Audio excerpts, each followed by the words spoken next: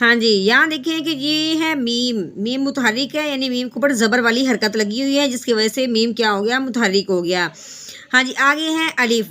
الف سے پہلے اگر زبر آ جائے تو اس الف کو یعنی اس حرف کو ایک الف کے برابر لمبا کرتے ہیں، ٹھیک ہے۔ اب ہم نے میم کو ایک الف کے برابر لمبا کرنا تھا۔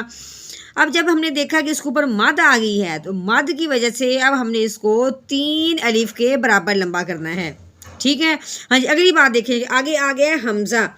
حمزہ آ گیا اسی کلمہ میں، یعنی والسماء، ایک ہی کلمہ ہے، ایک ہی کلمہ میں کیا کیا آ گیا، حمزہ آ گیا۔ اسی کے ساتھ اگر حمزہ اسی کلمہ میں آ جائے تو اس مد کا نام ہو جاتا ہے مد متصل، ٹھیک ہے۔ مد متصل کا مطلب ہے کہ حمزہ جو ہے وہ اس کے ساتھ ملی ہوئی ہے، ٹھیک ہے۔ متصل ہونا یعنی ملنا، اور منفصل ہوتا ہے جدا جدا ہونا، ٹھیک ہے۔ ہاں جی، اب یہ حمزہ اس کے ساتھ ملا ہوا ہے، جس کی وجہ سے اب ہم نے اس کا نام ہو گیا مد متصل۔ جو مد متصل ہوتا ہے اس کو ہم نے 4 الف کے برابر لمبا کرنا ہوتا ہے، ٹھیک ہے۔ اب ہم اس کو لمبا کریں گے تو کس طریقے سے پڑھیں گے؟ ہاں جی، یہ پوری مکمل آیت پڑھتے ہیں ہم۔ والسماء وما بناها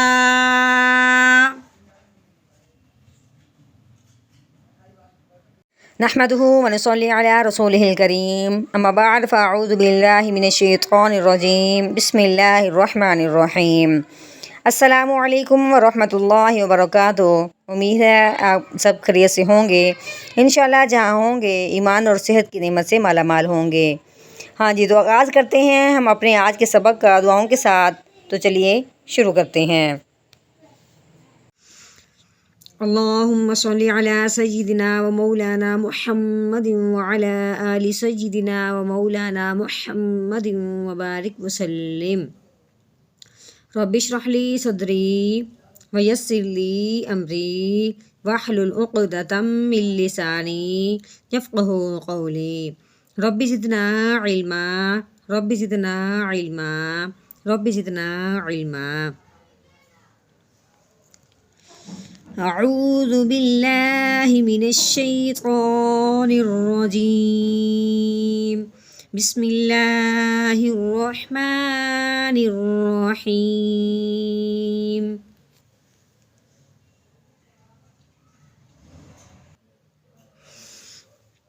واو متحرک ہے۔ متحرک اس کو کہتے ہیں کہ زبر زیر پیش کو حرکت کہتے ہیں۔ جس حرف کے اوپر بھی یہ زبر زیر پیش والی حرکت آ جائے اس حرف کو متحرک کہتے ہیں، ٹھیک ہے۔ اب واو کے اوپر زبر والی حرکت ہے تو واو متحرک ہو گیا۔ اب ہم نے کیا کرنا ہے کہ واو کو الف کے ساتھ نہیں ملانا، کیونکہ آگے سین کے اوپر کیا آ گئی ہے، شد۔ اب شد کس کو کہتے ہیں؟ یہ جو 3 دندوں والی لگی ہوئی ہے اس کا نام ہے شد، اور یہ شد جس حرف کے اوپر بھی آ جاتی ہے اس کا نام ہو جاتا ہے مشدد۔ اب یہ شد جو ہے وہ سین کے اوپر آ گئی ہے تو اس کا نام ہو گیا سین مشدد، ٹھیک ہے۔ اب جو شد والا حرف ہوتا ہے، یہ جس کے اوپر یہ شد آ جاتی ہے تو اس کا کیا مطلب ہوتا ہے کہ جو پچھلے والا حرف ہے وہ اس کے ساتھ ملے گا، ٹھیک ہے۔ اگر ہم واؤ کو الف کے ساتھ ملا دیتے ہیں تو یہ جو سین ہے وہ کسی کے ساتھ نہیں مل سکے گا، ٹھیک ہے۔ اب ہم نے واؤ کو سین کے ساتھ ملانا ہے۔ واؤ سین زبر وس، ٹھیک ہے۔ آگے سین کے اوپر جو لگی ہوئی ہے وہ زبر والی حرکت لگی ہوئی ہے، ٹھیک ہے۔ سین زبر سا، وسا۔ آگے ہے میم کے اوپر زبر، یعنی زبر والی حرکت لگی ہوئی ہے، میم متحرک ہو گیا۔ آگے اس کے ساتھ کیا لگا ہوا ہے، الف۔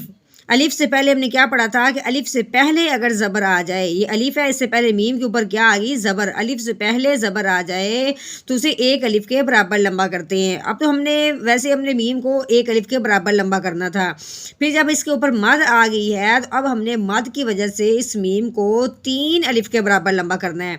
ہاں جی، اس کے بعد دیکھیں کہ آگے ہے حمزہ۔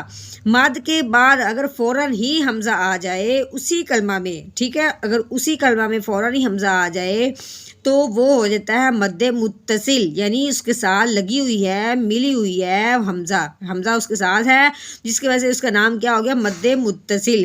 ہاں جی، مد متصل جو ہوتی ہے وہ حمزہ کی وجہ سے اب ہم نے اس کو 4 الف کے برابر لمبا کرنا ہے۔ آگے سمجھ؟ ہاں جی، تو کیسے پڑھیں گے؟ میم الف مد زبر ما वस्समा, हमजा ज़ेर ई, वस्समा ई। हाँ जी, आगे है वाव मुतहर्रिक, यानी वाव के ऊपर ज़बर वाली हरकत लगी हुई है। वाव ज़बर वा, मीम मुतहर्रिक है लेकिन साथ आ गया अलिफ, अलिफ से पहले क्या आ गई ज़बर, अलिफ से पहले ज़बर आ जाए तो उस हरफ को एक अलिफ के बराबर लंबा करते हैं। तो क्या करेंगे, मीम अलिफ ज़बर मा, वा मा, बा मुतहर्रिक है, बा के ऊपर ज़बर वाली हरकत लगी हुई है, बा ज़बर बा, नून के ऊपर खड़ी ज़बर है, खड़ी ज़बर हो, खड़ी ज़ेर हो, उल्टा पेश हो तो उसे एक अलिफ के बराबर लंबा करते हैं। नून खड़ी ज़बर ना, बाना। आगे देखिए, आगे हा के ऊपर ज़बर, ज़बर वाली हरकत, तो आगे आ गया अलिफ, अलिफ से पहले ज़बर आ गई, ठीक है, अलिफ से पहले ज़बर आ जाए तो उससे हमने उस हरफ को एक अलिफ के बराबर लंबा करना है। हा अलिफ ज़बर हा, बाना हा। वक़फ़ की सूरत में आखिर वाला हरफ अगर साकिन ना हो तो उस हरफ को साकिन किया जाता है। ये जो अलिफ होता है ये तो हमेशा से ही है ही साकिन, ठीक है, जिसकी वजह से अब हमने इसको कुछ ही यानी और कोई तब्दीली नहीं करनी, कोई इसमें कमी ज़्यादती नहीं करनी, बल्कि ये साकिन वैसे का वैसे ही रहेगा।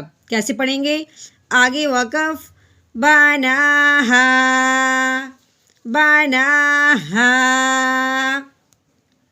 हाँ जी, आगे देखते हैं वाव मुतहर्रिक है, ठीक है, वाव को अब हमने अलिफ के बजाय किसके साथ मिलाना है, इस लाम के साथ, ये है लाम, आगे जो ये है अलिफ, ठीक है, इसकी बात हम बाद में करते हैं। पहले हमने वाव को अलिफ के बजाय लाम के साथ मिलाना है, क्योंकि लाम के ऊपर जो छोटी सी दाल नुमा है इसका नाम है जज़म। ये जज़म जिस हरफ के ऊपर भी आती है उसको साकिन कर देती है। अब ये लाम को हम क्या कहेंगे, ये लाम साकिन है, ठीक है, यानी इसके ऊपर कोई ज़बर ज़ेर पेश नहीं है। साकिन हरफ जो होता है वो पिछले वाले हरफ को अपने साथ मिलाता है। अब हमने अगर वाव को अलिफ के साथ मिलाएंगे तो फिर लाम के साथ मिलने वाला कोई हरफ बाकी नहीं रहेगा। अब हमने वाव को लाम के साथ मिलाना है, कैसे पढ़ेंगे, वाव लाम ज़बर वल। हाँ जी, आगे अलिफ, तो है तो ये अलिफ देखने में, लेकिन हमने क्या पढ़ा था कि अलिफ के ऊपर ज़बर ज़ेर पेश आ जाए, अलिफ के ऊपर जज़म आ जाए तो उस अलिफ को हमने क्या बनाना होता है, हमज़ा बनाना होता है। अब हमने इसको अलिफ नहीं पढ़ना बल्कि इसको हमने हमज़ा पढ़ना है, ठीक है। आगे है रॉ साकिन, रॉ के ऊपर क्या आ गई है, जज़म, तो ये रॉ साकिन हो गया। अब बात ये है अगर रॉ ज़बर या पेश वाली हो तो उस रॉ को पुर पढ़ते हैं, अगर रॉ ज़ेर वाली हो तो उसको बरीक पढ़ते हैं। अब इसके ऊपर तो कोई ज़बर ज़ेर पेश वाला अराब नहीं है, तो फिर इसको मोटा करने या बरीक करने में किस चीज़ का ध्यान रखा जाएगा, तो इसका हमने ध्यान ये करना है कि रॉ को मोटा करने के लिए हमने पिछले हरफ को देखना है, ठीक है, पिछला हरफ कौन सा है, यानी पिछले हमने अराब देखना है, पिछला अराब कौन सा है, अराब पीछे क्या है, ज़बर वाला। अब पीछे अराब ज़बर या पेश वाला होगा तो हमने उसको क्या करना है, मोटा करना है। अगर पीछे अराब जो है वो ज़ेर वाला हो, कि पिछले हरफ पे अगर ज़ेर होगी तो हमने उसको रॉ को बरीक पढ़ना है, ठीक है। हाँ, तो दूसरी बात है खुस्सो ज़ौदिन क़ीज़, ये जो हरूफ है ना, खुस्सो में खौर सौद है, ज़ौतिन ज़ौद गईन तो है, क़ीज़ क़ाफ और ज़ौद है, ये आगे रॉ साकिन के आगे आ जाएँ तो वो रॉ फिर भी पूरा पढ़ा जाता है। अब हमने इसको क्या करना है कि पीछे भी ज़बर आ गई, आगे मोटा हरूफ ज़ौद आ गया। अब हमने इसको क्या करना है, रॉ को हर सूरत पे पूरा पढ़ना है, कैसे, हमज़ा रॉ ज़बर आर वल आर।